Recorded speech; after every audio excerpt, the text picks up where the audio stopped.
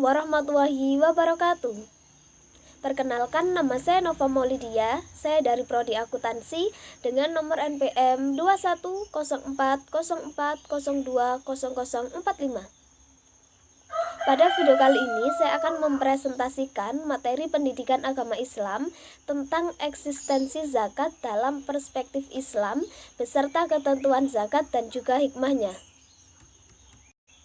Pengertian zakat.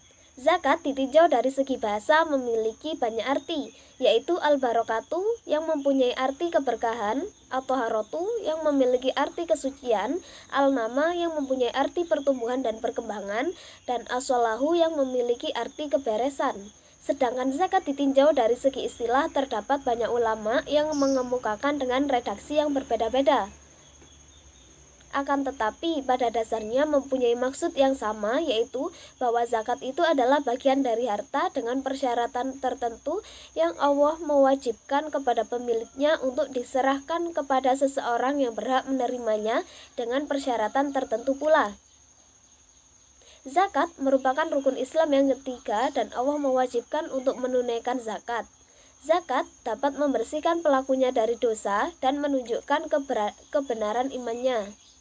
Adapun caranya dengan memberikan sebagian harta yang telah mencapai nisab dalam waktu 1 tahun kepada orang yang berhak menerima zakat. Zakat hukumnya adalah wajib atau fardu ain bagi setiap muslim apabila sudah memenuhi syarat-syarat yang telah ditentukan syariat. Dasar hukum zakat. Dasar hukum zakat terdapat dalam beberapa surah di Al-Quran, yaitu yang pertama terdapat dalam surat An-Nur ayat 56, yang kedua terdapat dalam surat Al-An'am ayat 141, dan yang ketiga terdapat dalam surat At-Taubah ayat 103. Selain dalam Al-Quran, dasar untuk menunaikan zakat juga terdapat dalam hadis Rasulullah. Salah satunya adalah hadis riwayat Imam Bukhari yang artinya, Ibnu Abbas radhiyallahu anhu berkata, Abi Sufyan telah menceritakan kepadaku, lalu dia menceritakan hadis Nabi SAW bahwa Nabi SAW bersabda, kami diperintahkan untuk mendirikan sholat, menunaikan zakat, menyambung tali persaudaraan, dan menjaga kesucian diri. Hadis riwayat Bukhari. Syarat zakat.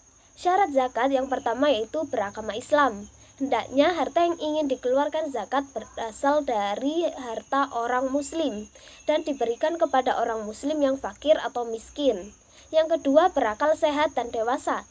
Zakat diwajibkan kepada orang yang berakal sehat dan orang yang dewasa, sebab anak yang belum dewasa dan orang yang tidak berakal tidak mempunyai tanggung jawab hukum.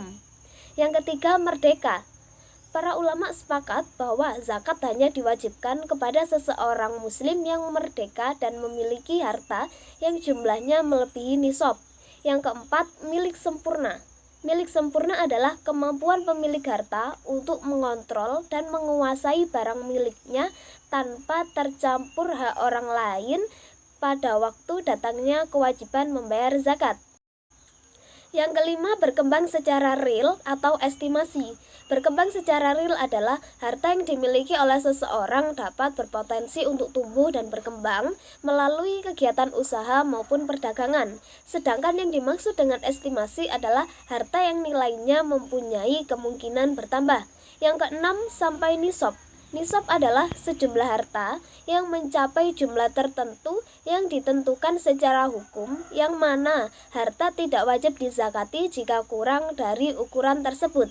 Yang ketujuh, cukup haul. Harta kekayaan harus sudah ada atau dimiliki selama 1 tahun dalam penanggalan Islam. Yang kedelapan, bebas dari hutang. Pemilikan sempurna yang dijadikan persyaratan wajib zakat dan harus lebih dari kebutuhan primer, haruslah pula cukup 1 nisab yang bebas dari hutang. Syarat sah zakat. Syarat sah zakat yang pertama itu niat. Dan yang kedua adalah tamlik atau memindahkan kepemilikan kepada yang berhak menerimanya. Rukun zakat. Rukun zakat yaitu unsur-unsur yang harus terpenuhi sebelum mengerjakan zakat. Rukun zakat meliputi orang yang berzakat, harta yang dizakatkan, dan orang yang berhak menerima zakat.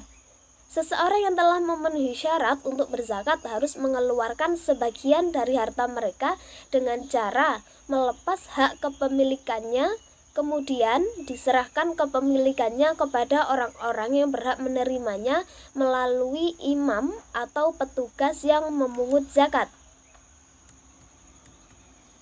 Macam-macam zakat. Yang pertama, zakat mal atau harta. Zakat mal yaitu zakat yang berkaitan dengan kepemilikan harta tertentu dan memenuhi syarat-syarat. Zakat ini meliputi zakat tumbuh-tumbuhan, zakat binatang ternak, zakat perniagaan, zakat barang tambang, dan zakat emas dan perak. Yang kedua, zakat fitrah. Zakat fitrah adalah zakat yang diperintahkan Nabi Muhammad kepada umat Islam pada tahun diwajibkan puasa Ramadan sampai hari terakhir bulan Ramadan sebelum sholat Idul Fitri. Jenis-jenis harta yang wajib disakati, yaitu yang pertama, zakat emas dan perak, yang kedua, zakat binatang ternak, yang ketiga, zakat hasil pertanian, yang keempat, zakat profesi, yang kelima, zakat perniagaan, yang keenam, zakat rikas, dan yang terakhir, zakat barang tambang. Orang-orang yang berhak menerima zakat, yaitu yang pertama, orang fakir.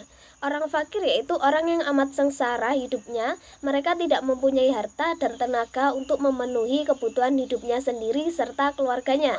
Yang kedua, orang miskin. Orang miskin yaitu orang yang tidak cukup penghidupannya dan dalam keadaan kekurangan. Yang ketiga, amil zakat. Amil zakat adalah orang-orang yang ditunjuk oleh negara untuk mengurusi masalah zakat. Yang keempat, mu'alaf. Mu'alaf adalah orang kafir yang ada harapan masuk Islam dan orang yang baru masuk Islam yang imannya masih lemah namun mempunyai pendirian kuat di tengah keluarganya yang masih kafir. Yang kelima, riqab, yaitu memerdekakan budak, yaitu mencakup juga untuk melepaskan muslim yang ditawan oleh orang-orang kafir. Yang keenam, ghorim. Ghorim adalah orang-orang yang berhutang karena untuk kepentingan yang bukan maksiat dan tidak sanggup membayarnya. Yang ketujuh, fisabilillah. Fisabilillah yaitu seorang yang berjuang untuk keperluan pertahanan Islam dan kaum muslimin. Yang kedelapan, ibnu sabil. Ibnu sabil adalah orang yang sedang dalam perjalanan keluar dari daerahnya yang bukan tujuan maksiat, mengalami kesengsaraan dan kehabisan bekal dalam perjalanannya. Orang-orang yang tidak berhak menerima zakat. Yang pertama, orang yang kaya dengan harta atau kaya dengan usaha dan penghasilan. Yang kedua, hamba sahaya yang mendapatkan nafkah dari tuannya. Yang ketiga, keturunan dan keluarga Rasulullah SAW. Yang keempat, orang yang dalam tanggungan zakat. Yang kelima, orang yang tidak beragama Islam. Ketentuan zakat. Yang pertama, zakat fitrah. Zakat fitrah ini dikeluarkan setiap setahun sekali di bulan Ramadan. Besarnya sesuai ketentuan zakat fitrah, yakni 2,5 kg hingga 3, liter makanan pokok yang digunakan sehari-hari dan ditunaikan oleh setiap jiwa. Selain makanan pokok atau beras, zakat fitrah juga bisa dibayarkan dengan bentuk uang. Ketentuan zakat bentuk uang ini disesuaikan pula dengan harga makanan pokok yang dikonsumsi oleh pemberi zakat. Yang kedua, zakat mal.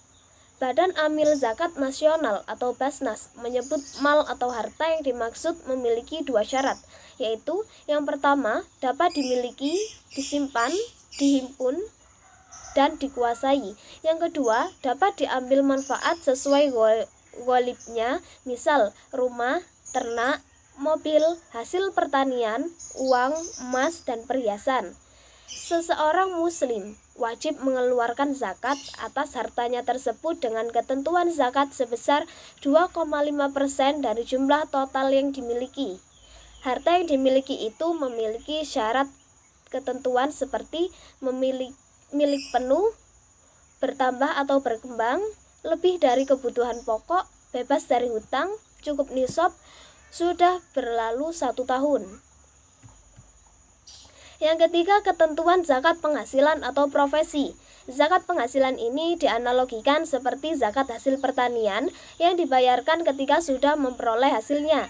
Ketentuan zakat profesi yakni ketika sudah memiliki nisab 653 kg gabah atau 524 kg beras, sedangkan besarnya tetap mengikuti kadar zakat mal yaitu 2,5%. Hikmah zakat yang pertama itu sebagai bentuk keimanan kepada Allah Subhanahu wa taala atas mensyukuri segala nikmatnya, menumbuhkan akhlak mulia dengan rasa kemanusiaan yang tinggi, menghilangkan sifat kikir, rakus dan materialistis, menumbuhkan ketenangan hidup sekaligus membersihkan dan mengembangkan harta yang dimiliki. Yang kedua, zakat merupakan hak bagi mustahik, maka zakat berfungsi sebagai penolong, membantu dan membina mereka, terutama bagi fakir dan miskin, akan membawa ke arah kehidupan yang lebih baik dan sejahtera, sehingga mereka dapat memenuhi kebutuhan hidupnya dengan layak, dapat beribadah kepada Allah, sehingga terhindar dari bahaya kekufuran, sekaligus menghilangkan sifat iri, dengki, dan hasad yang mungkin timbul dari kalangan mereka ketika mereka melihat orang kaya yang memiliki harta yang cukup banyak. Yang ketiga, sebagai pilar amal bersama antara orang-orang kaya yang berkecukupan hidupnya dan para mujtahid yang seluruh waktunya digunakan untuk berjihad di jalan Allah, yang karena kesibukannya tersebut ia tidak memiliki waktu dan kesempatan untuk berusaha dan berikhtiar bagi kepentingan nafkah diri dan keluarganya. Yang keempat sebagai salah satu sumber dana bagi pembangunan sarana dan prasarana yang harus dimiliki umat Islam.